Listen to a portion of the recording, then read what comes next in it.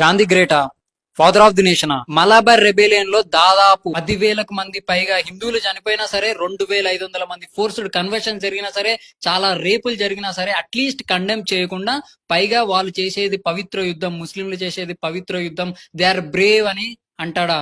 అందుకు గ్రేటా గాంధీ?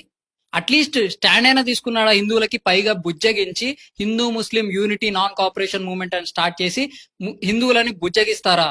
ఒకవేళ బుజ్జగించిన శాంతి దూత అయితే మరి వాళ్ళని అపోజ్ చేసి కండెమ్ చేయాలి కదా, అది చేయలేదు. అందుకు గ్రేట్ ఏమో బహుశా.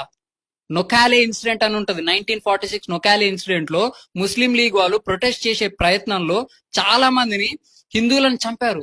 దాదాపుగా 5,000 మంది హిందువులు చనిపోయారు, చాలా మంది రేప్ కి గురయ్యారు. ఆ పేపర్ కట్టింగ్స్ కూడా నా దగ్గర ఉన్నాయి, కావాలంటే స్క్రీన్ పైన ఇస్తా. అంత దారుణంగా రేప్ చేసినా కూడా అట్లీస్ట్ అప్పుడున్న బ్రిటిష్ ప్రభుత్వం 1946 లో 144 సెక్షన్ పెడతా అంటే దాన్ని కూడా విభేదించి మీరు ముస్లింల హక్కులని కాలరాస్తున్నారు, వాళ్ళని ప్రొటెస్ట్ చేసుకోనివ్వండి అని బ్రిటిష్ తో ఫైట్ చేస్తారు గాంధీ. భగత్ సింగ్ ని ఉరి తీయొద్దని దేశం అంతా ఉట్టుడుగుతుంటే దానికి సపోర్ట్ చేయకుండా అపోజ్ చేస్తాడు, ఆయన వైలెన్స్ మార్గం ఎంచుకున్నాడని. సరే పోని అపోజ్ చేశాడు అనుకోండి, ఏంటి Subhash Chandra Bose father of the nation అన్నాడా? ఏంటి అఫీషియల్ గా రికార్డ్స్ ప్రకారం ఆయన ఎక్కడ అనలే, అదొక మిత్. సుభాష్ చంద్రబోస్ యొక్క నెఫ్యూ గ్రాండ్ సన్ రాసిన పుస్తకంలో ఉంటది, మీకు ఆ పుస్తకాన్ని రిఫరెన్స్ కూడా ఇస్తా. అఫీషియల్ గా సింగపూర్ లో ఎక్కడ అనలేదు Subhash Chandra Bose father of the nation. పైగా అపోజ్ చేశాడు, ఆయన ఐడియాలజీని అపోజ్ చేసి స్ట్రాంగ్ గా ఫోర్స్ ప్రెషర్ చేస్తేనే కదా 1934 లో అపోజ్ చేశారు. 1939 లో రిజైన్ చేసి వెళ్ళిపోతాడు, వైలెన్స్ ఎంచుకుంటాడు.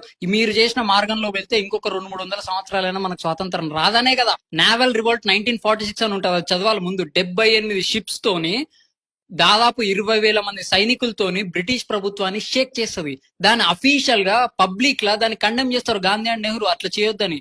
అందుకు గ్రేటా గాంధీ? బ్రిటిష్ వాళ్ళ దృష్టిలో గాంధీ అనేట ఆయన ఎలా చూసారంటే, క్లెమెంట్ అట్లీ ఇంటర్వ్యూ పిబి చక్రవర్తి అని చదవండి, పర్సనల్ ఇంటర్వ్యూలో ఏం రాశారు.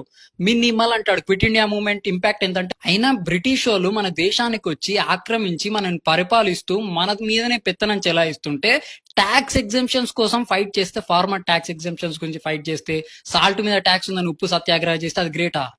ఎవరైనా సరే మన దేశానికి వచ్చి ఆక్రమిస్తే వాళ్ళతో డిప్లొమాటిక్ రిలేషన్స్ మెయింటైన్ చేస్తామా? డిప్లొమాటిక్ శాంతి చర్చలు చేస్తామా? పాకిస్తాన్ తో యుద్ధం జరిగితే యుద్ధం చేసి గెలిచి తర్వాత మాట్లాడాంగా. ఎందుకు మొన్న పహల్గామ్ అటాక్ చేస్తే ఆపరేషన్ సింధూర్ చేసాం, శాంతి చర్చలు చేయలేదు. దెబ్బ పడున్నాం, దెబ్బ తినున్నాం. దెబ్బ తినున్నోళ్ళు శాంతి చర్చలు చేయరు, దాన్ని చేతగాంతనం అంటారు. అందుకు గ్రేటా? ఇంతమంది చావుల కారణమై ఇవన్నీ చదివి ప్రతి ఒక్క బుక్ రిఫరెన్స్ ఇస్తా, పేపర్ కట్టింగ్స్ ఇస్తా, ప్రతి ఒక్కటి ఇస్తా. నేను ఆథెంటికేటెడ్ గా మాట్లాడుతున్నా, ఏది నోటుకొచ్చింది నేను మాట్లాడలే. ఎంతో బాధపడి పేనుంది కాబట్టి చెప్తున్నా. భారత్ మాతాకి జై.